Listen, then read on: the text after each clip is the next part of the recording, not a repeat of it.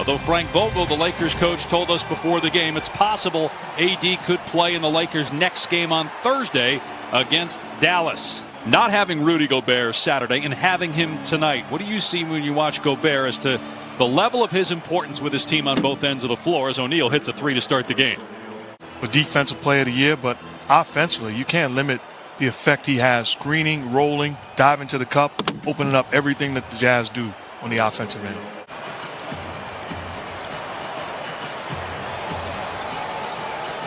Conley off the Gobert screen. There's what you're talking about, right? A little bit of airspace thanks to the screen from Gobert, and it's 8-0 Jazz.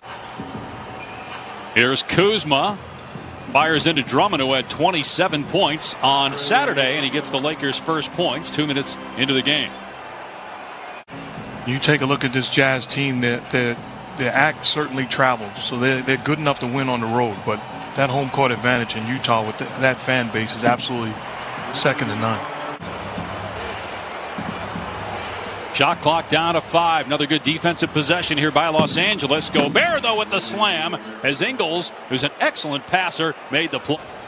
An all-star this year for the second straight year.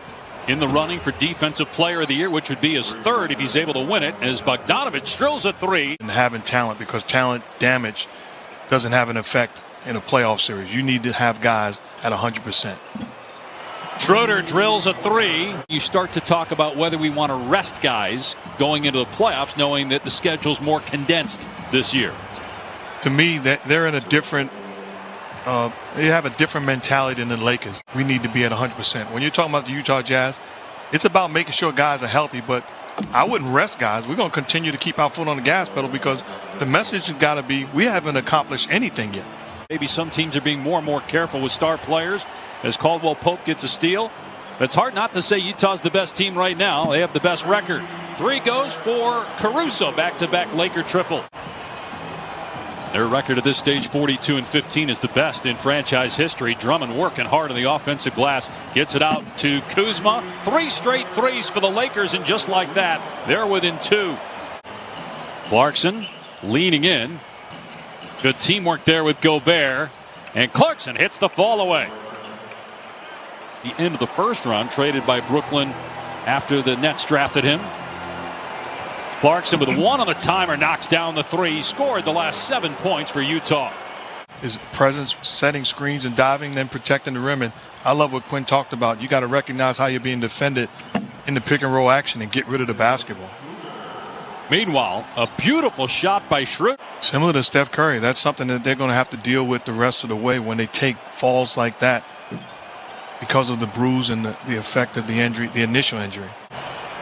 3 minutes gone by, second quarter. Utah by 6. Jazz with the best record in the league as Horton Tucker splashes home a 3-ball. Future's awfully bright with the talent that he has, and he's only getting better. He only played in 6 games last year as Niang kisses it in. Clarkson spinning. Tough shot, but it goes against Ben McLemore, who's playing his 7th game. Clarkson gets past his man and floats it up and in. Missed the shot. He's 2 for 7 from the floor. Utah looking to run. Bogdanovich spins past his man, lays it home, and a foul. Bogdanovich with 9 points and a chance to make it 10. At 15 consecutive games with 20 or more threes. The record is 18 in a row by the Rockets 2 years ago as Kuzma hits the mid-range jumper. Utah already with 6 threes in this game and a 10-point lead. Yeah, they're number 4 in defensive rating since LeBron James' injuries. Favors gets inside. There you go, man. Context. Giving context. We don't need that. Love that. Here's O'Neal hitting a 3, the 7-3 ball for Utah, and the Jazz with a 12-point lead. And the timer at 7. Kuzma trying to drive on O'Neal. Got past him, and he puts it in. Tough shot against the outstretched arm of Gobert. Conley has to hoist it, gets it away, missed it, and it's tapped out to Schroeder. Just outside a minute to go. Kuzma in transition, collides, but puts it in, finishing through contact, no foul call. And Kuzma now in double figures with 11 points. That's a great job by Kuzma running the lane. How about the feathery touch there of Gobert? Lakers currently in the 5th spot in the West. They are 7-9 since March 18th. LeBron James was hurt on March 20th. They don't expect him back in the near future, though it's possible by the end of the month as O'Neal splashes home a 3. They have a better road record than they do at home. 18-10 on the road, 17-12 at Staples. Utah with its largest lead of the night. Kuzma hits the 18-footer. With the Lakers, so he signed a deal and he wants to continue to win and compete.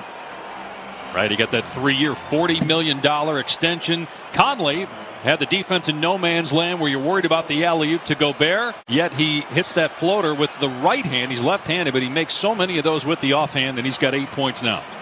Here's Kuzma again, drops it up and in. 17 for Kuzma.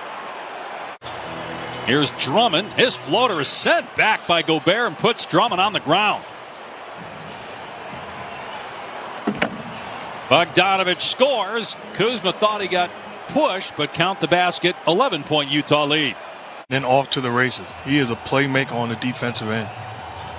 Gobert second in the NBA in block shots and in rebounding. Count that one and a foul, so Drummond with a little revenge. He'll go to the line to try to complete the 3-point play. Historically rebound in this league. He's got to rebound the basketball. He's got to protect the paint. And then when called upon, give some scoring. And then there's going to be some times where he has to understand, because of the versatility of Anthony Davis. Here's Schroeder, had to get rid of it with 1 on the shot clock. Almost hit it. And it's rebounded by Gobert, his 6th board to go with 6 points. Utah by 14, largest lead. Now it's 17. Bogdanovich hits a 3. And this is a potent Utah team as Gobert smashes it with one hand off an alley-oop pass that was just a little bit errant. But it didn't matter. Gobert with a throwdown. Team is loaded with young talent and going to be good for a while. They got the 2nd best record in the NBA as Horton Tucker gets inside for 2 plus a foul, so a 3-point chance here for Talen Horton Tucker.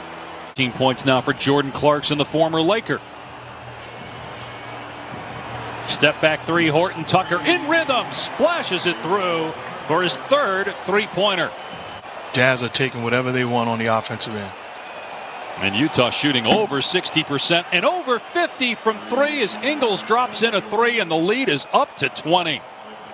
About how difficult it's going to be, not just the MVP race depending on how Jokic and Embiid finish, but the all-NBA teams, because of all the injuries as Ingles smokes the net with another 3. Missed 16 games, but obviously he's going to miss a bunch more before he comes back at the end of the month. Another 3 for Ingles. That's 13 Utah threes, and the lead is back to 20. Another outstanding year.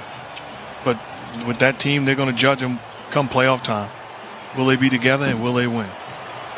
Young stars in the NBA. He is absolutely special. Absolutely special. And has it. Whatever it is, he has it. It's been so obvious watching this game compared to Saturday. He does everything for him. Protects the rim, plays out a pick and roll, alters shots. You're talking about Curry with 49. He actually had a chance to get 50. Was at the line shooting 2 with 48. Got poked in the eye in the foul. Missed 1. He's got to get better at the free throw line.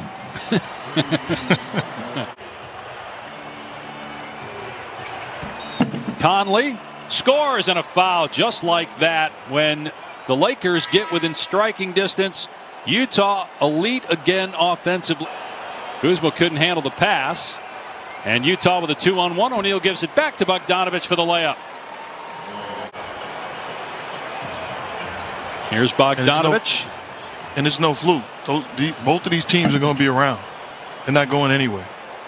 With a healthy Murray, you'd have to put them in the mix for a team that can beat anybody in the playoffs. But it was really tough to see a week ago Monday and being lost for the season. Well, they were in a discussion, having a real chance, but Jamal Murray's loss really hurts them. And at 35 to go. Tough shot in the lane. The tip won't go from McKinney, and then he puts it in on Thursday night.